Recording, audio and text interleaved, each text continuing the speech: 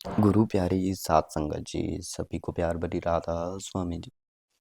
आज की यह साखी एक छोटी सी बच्ची की है जो कि अपनी गुरु पर इतना विश्वास रखती है और फिर गुरु उसकी रक्षा कैसे करते हैं। तो आज की यह साखी लुधियाना शहर के एक छोटे से गांव की है। वहाँ एक सत्संगी परिवार रहा करता था। वो परिवार बाबा जी को बहुत मानते थे और उस परिवार में एक छोटी बच्ची भी रहा करती थी। वो भी अपने प्यारे बाबा जी को बहुत मानती थी। वो लड़की डेली ट्यूशन जाती थी। ट्यूशन का समय 4 बजे का रहता था। 4 से 6 तक वो ट्यूशन जाती थी। एक दिन टीचर ने बच्ची को देर रात तक रुकने को कहा। उस बच्ची ने इस बात पर कोई भी रिएक्शन नहीं दिया क्योंकि बात थी पढ़ाई की और पढ़ाई की काफ़ी टाइम हो गया था। तो उस रात उस बच्ची को पढ़ाई करते समय काफ़ी टाइम हो गया था और देर रात भी हो गई थी और बहुत रात हो गई थी। तो वो बच्ची पैदल पैदल अपने घर की ओर जाने लगी। रात का वक्त था और वह बच्ची थोड़ा डर भी रही थी। लेकिन जब बात प्यार विश्वास की हो तो उसकी जुबान पर पहला नाम अपने बाबा जी का आता था और वह अपने प्यारे बाबा जी का नाम लेकर धीरे धीरे आगे बढ़ने लगी रही थी। थोड़ी देर बाद लड़की ने एक ऑटो वाले को देखा जो कि उसकी ओर आ रहा था। जल्द ही उसके पास आकर रुका और उस बच्ची से बोला कि हे बच्ची, इतनी देर रात को तुम अकेले कहाँ जा रही हो? चलो तुम्हें मैं छोड़ देता हूँ जहाँ भी तुम्हें जाना है। लेकिन उस बच्ची ने ऑटो वाले को साफ मना कर दिया और उस बच्ची ने बोला कि मैं खुद चले जाऊंगी। ऑटो वाले ने उसे फिर से जाने के लिए कहा।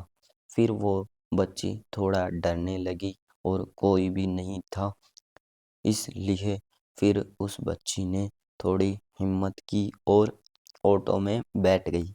लेकिन मन थोड़ा डर भी रहा था और इस प्रकार का डर भी होना लाज भी होता है क्योंकि एक तो देर रात का वक्त और फिर उस बच्ची का रात को अकेले घर पर जाना। उस बच्ची की अपनी गलती का भी एहसास हो रहा था कि लेट नाइट नहीं रुकना चाहिए था। लेकिन वो बेचारी बच्ची करती भी तो क्या करती, जो गलती उसने करनी थी वो तो कर दी थी। अब वह इसके बाद में क्या कर सकती थी और ना ही वो टीचर के कुछ कह सकती थी। अब तो उसके पास सहारा था तो सिर्फ अपने प्यारे मालिक का था। ऑटो वाले ने अपने ऑटो में बिठाया और उस बच्ची के रास्ता जो बता रही थी उस रास्ते पे चलने लगा। कुछ समय बाद उस बच्ची ने पीछे से आवाज दी, घर आ गया है भैया। उस बच्ची ने ऑटो वाले से बोला कि अब यहीं रोक दो, मेरा घर आ गया है। और उस बच्ची ने ऑटो से उतरकर उस ऑटो वाले को एक सवारी के हिसाब से पैसे देने लगी। तो इस बात पर वह ऑटो वाला नाराज हो गया और कहने लगा कि यह तो बेटा गलत है, ऊपर से आप कम पैसे दे रही हो।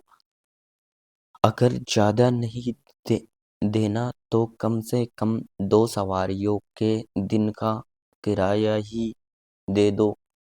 इस पर उस लड़की ने कहा कि ठीक है, आप थोड़ा ज़्यादा ले लो, मैं 2 सवारियों के किराया क्यों दूँ? तो फिर ऑटो वाला कि बेटा आपके साथ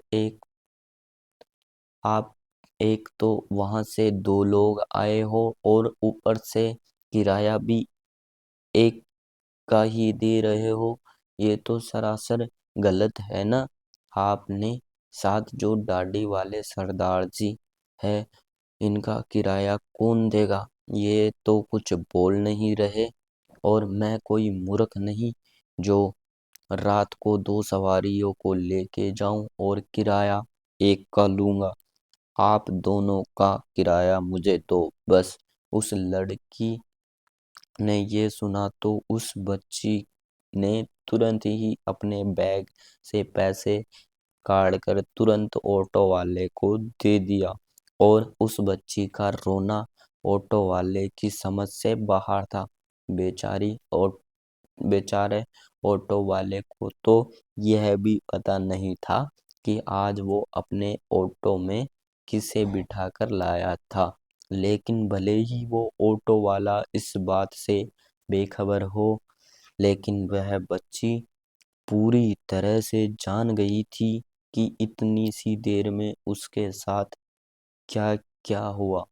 उस बच्ची ने मन ही मन अपने प्यारे मुर्शिद बाबा जी को बहुत बहुत धन्यवाद किया, क्योंकि वह समझ चुकी थी कि वह ऑटो में उसके साथ कोई और नहीं बल्कि उसके प्यारे बाबा जी उसके साथ उसकी रक्षा करने आए थे। और सिर्फ वो उस ऑटो वाले को दिख रहे थे, उन्हीं की दया थी तब वह ऑटो इतनी रात को उस तक आया। ना कि सिर्फ उस तक आया बल्कि खुद भी उसमें बैठकर उसके साथ घर तक सही सलामत आ गई।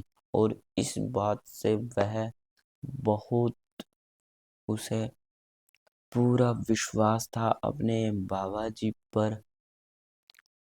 जब बाबा जी पर पूरा विश्वास रखते हैं तो बाबा जी हमारी रक्षा जरूर करते हैं।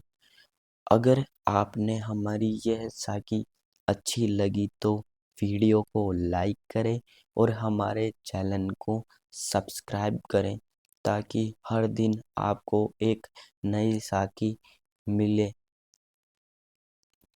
राधा स्वामी जी।